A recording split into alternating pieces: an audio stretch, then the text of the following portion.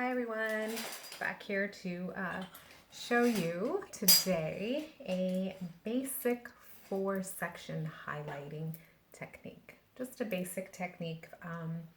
For those of you just starting out, I like to start with a 4-section technique. So again, 4 sections just like in the tint application or many other applications that we do in hairstyling class, but 1, 2, 3, 4. I've got one section falling down because that's the section we're going to start with today. So with highlighting, there are so many different ways to do this and so many different opinions on whether to start at the front or at the back. I myself, depending on the product that I'm using, will decide whether I'm starting at the front or at the back. So what do I mean by that? So if I'm using bleach, if I'm doing bleach highlights, I like to start in the back sections, and I'll tell you why. Bleach, as you know, as we talked about, will process and continue to process and continue to process. And when you've completed the back sections and starting on the front sections or vice versa, well, the sections that you started with has had a lot more time to process. And so it won't be an even processing time if you're doing the entire head all in one session.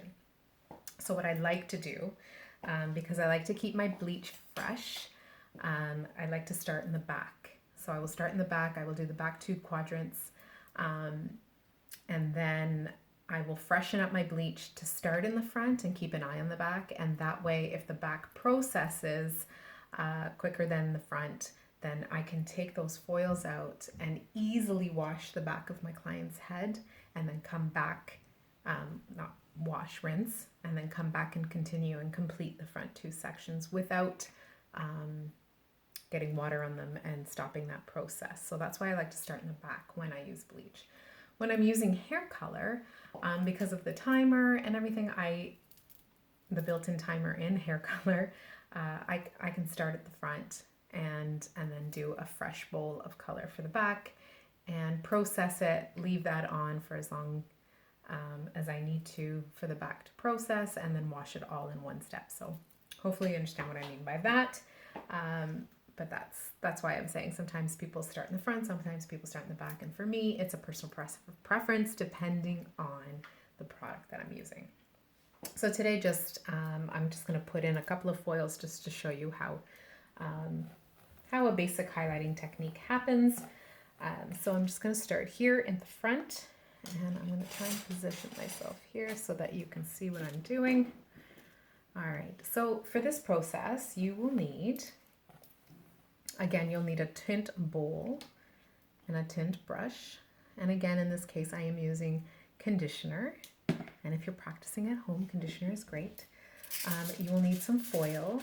Now, kitchen foil works just fine. Hairstyling foil comes in different densities, different thicknesses, sturdiness, let's say. Kitchen foil is a little more firm. It still works. Some hairstylists prefer their foils firm, and some stylists prefer their foils a little more flimsy. So it really doesn't matter. Just your kitchen foil is probably super wide, so you'll probably want to cut it down the center to make more of a narrow foil. And the length is determined by the length of your client's hair. So yeah, home foil is just fine if you're practicing at home as well. And you'll also need a tail comb. Now I prefer a metal tip tail comb to do this because it's very fine, and if I want to do super fine highlights, I can get in there a little bit better than with a plastic tail comb. But a plastic tail comb, if that's all you have to start and to learn how to weave, is a great place to start as well. All right, so here's how I do this as an intro. So you've got your front hairline, and when you're highlighting, you want to make sure that you're being cognizant about where you're picking up your hair when you are weaving. So super important that if I'm working on this side, I know I have to start my weaving by picking up some hair, because we want our highlights to show in the front hairline. Now, when you're working on the other side, your hands will be in a different position, and instead of starting at the front, you will be ending at the front. And so again, you have to be mindful to make sure that you're picking up that last piece, and I'll show you what I mean when I start weaving here. So I'm going to take a very thin section because I'm going to start with a highlight. So you want to start with a highlight around the hairline, because if your client wears their hair up, you want them to be able to have highlights visible. If you start with a very thick section and then do a highlight in between there, then your client will not have a highlight visible. So depending on what your plan is, that's what you do. So once you take your fine section, you're going to hold it in your left hand if you are right-handed, and vice versa if you are left-handed. So you're going to hold it in between your first two fingers, and you're going to hold it tight. You're going to take your tail comb and you're going to focus on the very tip of your tail comb here, and you're going to create sort of oval shapes. Okay, so I'm going to show you what I mean. So I'm going to pick up some hair and then I'm going to go oval, oval, oval, oval. And if you keep your ovals even, then your highlights will be even. So the hair that's above that is the hair that you're going to highlight. Now, let me do that again. So I'm holding the hair between the first two fingers. I'm lifting up the hair, and then I'm doing an oval, oval, oval, oval, and those are my highlights on top. So I'm going to take the hair that's on top and push away the hair that's on the bottom. That part's not getting colored. Okay, so one more time. Now, your ovals, depending on how big you want your highlights. So if I want teeny tiny highlights, I'm going to have teeny tiny ovals. If I want thick highlights, I'm going to pick up a big chunk and I'm going to make big chunky ovals. Okay, so I'm going to do something in between. So I'm going to oval, oval, oval. And those are my highlights. Now, what to do with your foil. There are so many different ways to apply this foil. And again, everybody has their own preference.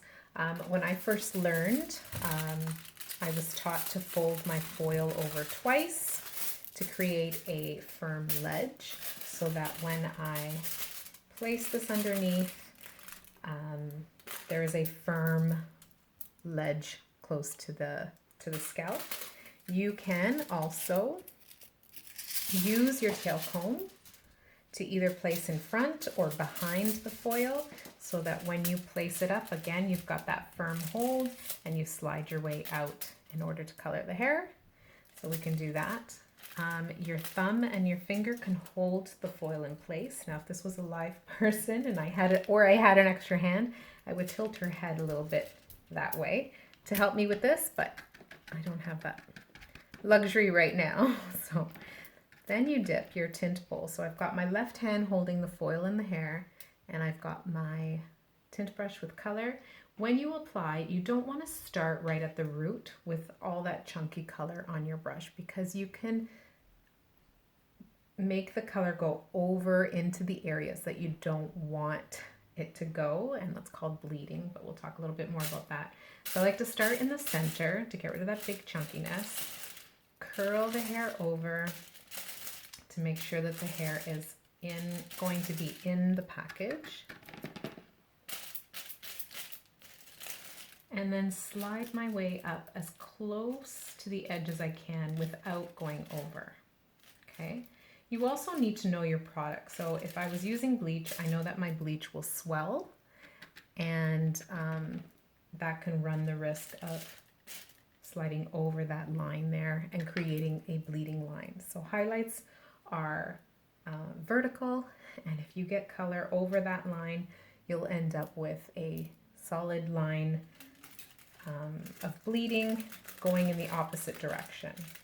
I'm going to take my foil, I'm going to fold it to touch the edge of my original line there.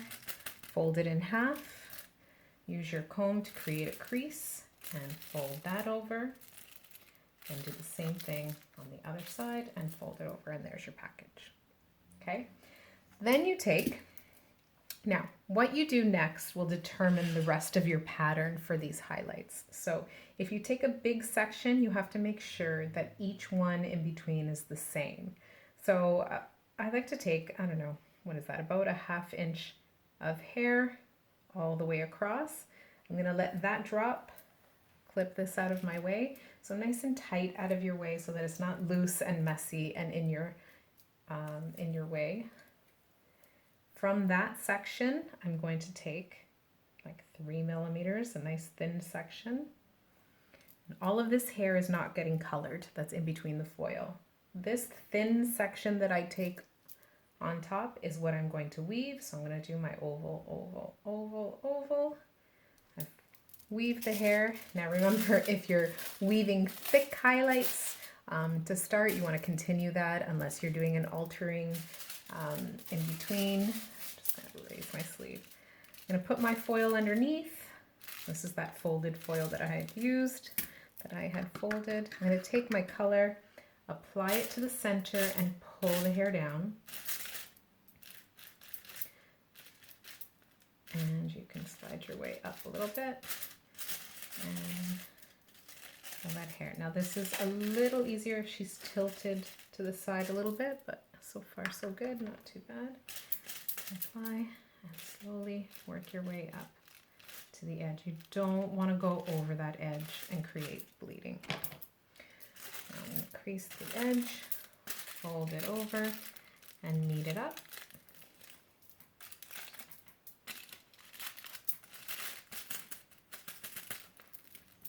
Crease the outside and fold over.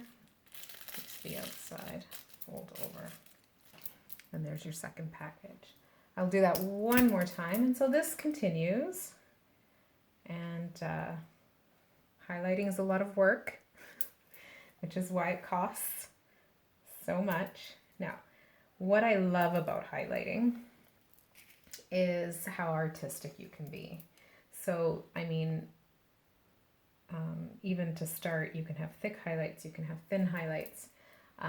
You can use more than one color. So often when I do blonde highlights, I will like to mix sort of maybe a natural blonde and an ash blonde and a gold blonde. Maybe I'll use different depths. So maybe I'll use a level 9, a high lift, and an 8 to create some dimensions. So that's the fun part. This part is the tedious part. But once you're in the zone and you're having a great conversation with your client, it's pretty great. So again, I'm keeping the front hairline in mind. So I'm always picking up that front piece because we want to make sure that she's getting a highlight. And then I'm doing my ovals all the way across. And obviously that gets a lot faster as you move on. I'm doing it slower for you. You're going to take your foil. Oh, I didn't mention the board. Some people like to use boards. So I wanted to show you all 3 methods. So using your tail comb, pre-folding them, or folding them over a board. So you can do that. So how that works is you place the board underneath. Your thumb holds the spot. I was never a big fan of the board, but in some cases it's handy. And you highlight.